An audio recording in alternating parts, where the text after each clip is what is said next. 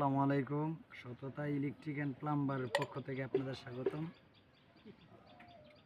আপনাদের প্রশ্ন থাকতে পারে যে সবগুলা সিপিভিসি ফিটিং দিয়ে কাজ করতেছি, কিন্তু অথচ এটা থ্রেড কেন? আসল বিষয় হচ্ছে যে আপনার সিপিভিসি যে বল বাল্ব, এটার আসলে থিকনেসটা একদম হালকা, মানে কম থাকে। পাক্কা 1.5 ইঞ্চি থাকে না, আপনার 1 ইঞ্চি থাকে। তার কারণে কিন্তু আমরা আপনার থ্রেডের বল বাল্ব লাগাচ্ছি। আর এটা হচ্ছে একটা মিল সকেট 1.5 ইঞ্চি।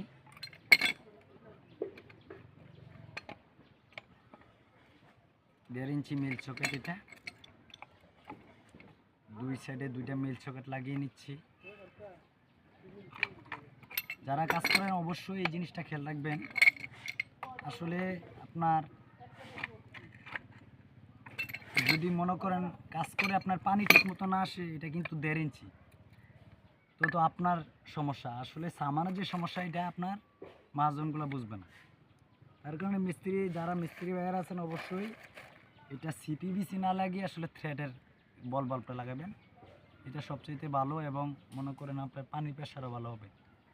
সবাই ভালো থাকবেন। আসসালামু আলাইকুম।